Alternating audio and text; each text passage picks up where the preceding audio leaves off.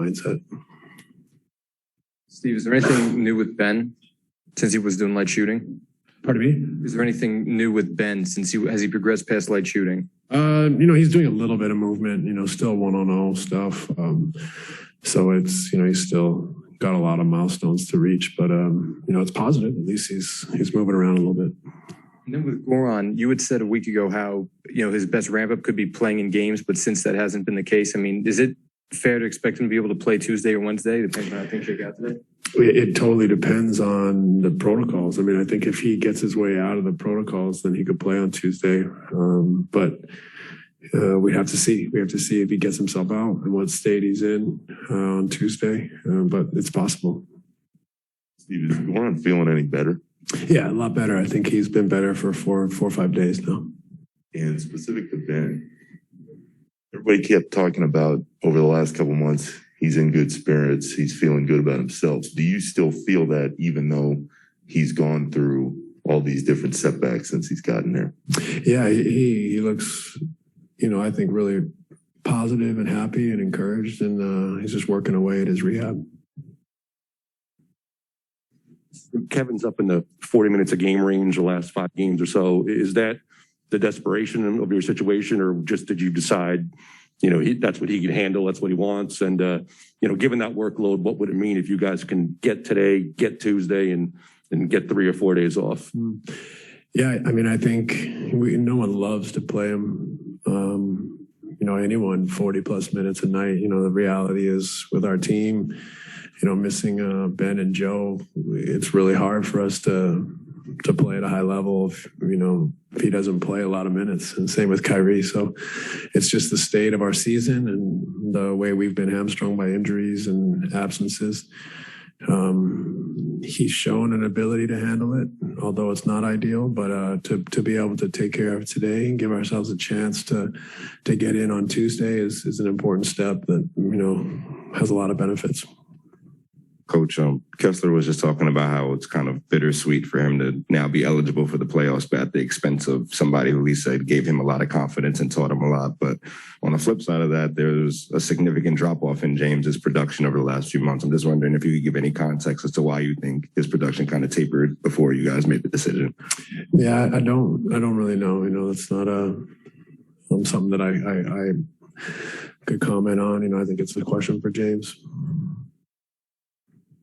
Doubling down on the minutes question, I mean, when you look at, the burden that KD and Kyrie have been having to carry, I mean, do you just expect that kind of burden will not only continue, but perhaps even expand, both minutes-wise and offensive-wise in the playoffs? Potentially. I think that they're probably going to stay right around that 40-minute mark, and sometimes more, hopefully sometimes less. But that's the reality of the state of our group right now, is we need those guys to play. And, you're missing 2 of your top 4 guys. It puts an extra strain on those 2 in particular.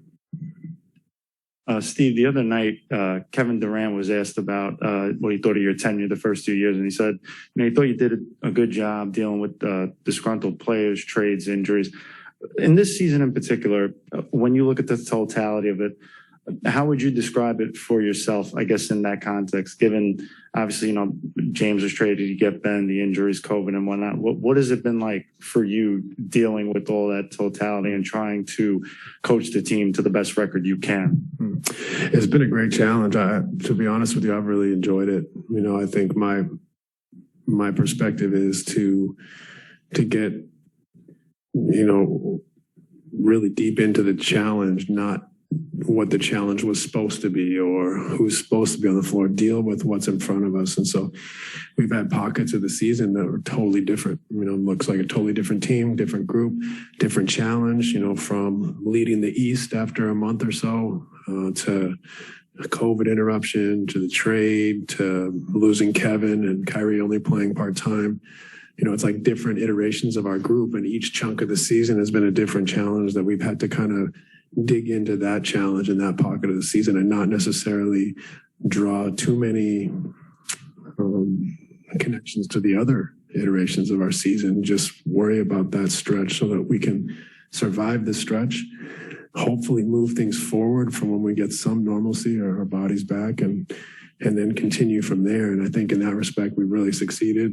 And then some, I think the stretch without Kevin was probably the biggest, most successful period of our season, even though we lost the most games, because we had to survive. The group psyche had to survive. We had to also improve in certain areas, even if wins were not, necessarily, the outcome, or, that was as challenging, I think, as you can face sometimes. And our group's resilience, coaching staff's ability to find an approach for the group to continue to improve and to survive and weather that period of the season is a reason we're here and not outside or 10th with no chance to play for 7th or whatever it may be. So, and then I think for me personally, I think this year has been great as far as my growth, learning. Last year everything happened so fast. And we had a lot of challenges last year too. So you're dealing with all that stuff, and it kind of takes perhaps some of your perspective away from your individual growth. And this year, I think things slowed down a little bit, regardless of all the adversity, to where I definitely have grown a lot and really enjoyed that opportunity to get better.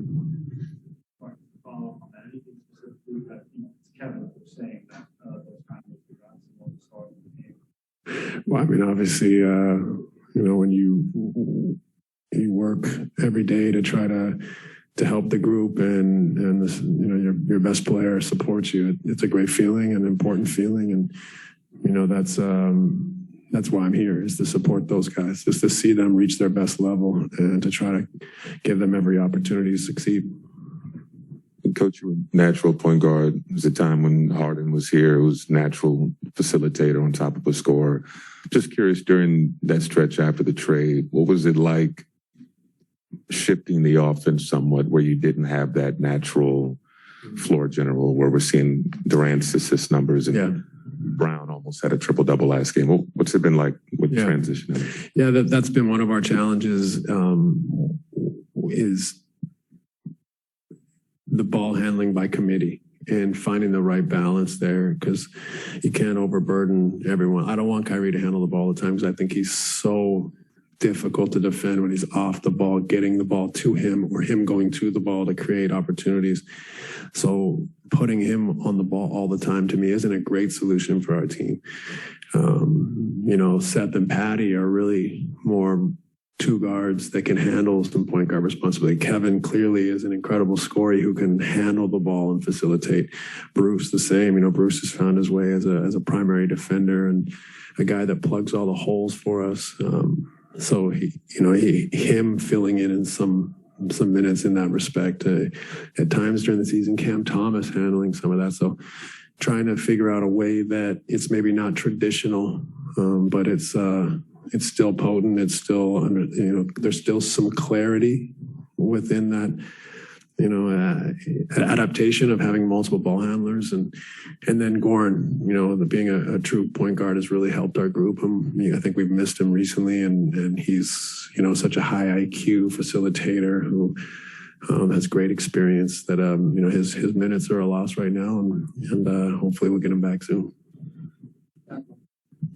You were known as a connector and a communicator even when you were playing, but as a coach, you alluded to your growth. Where have you grown the most from, say, last year to this year as a coach? Is that lineups? Is that, plays out of timeouts, end games? Where have you personally grown the most? I think all of the above. I think getting deeper into what we're trying to do amidst adversity. When you're coaching different teams within a season, so to speak, you can't play the same way all the time. So it's very difficult for us during pockets of the season to get deeper into our philosophy, into our style of play.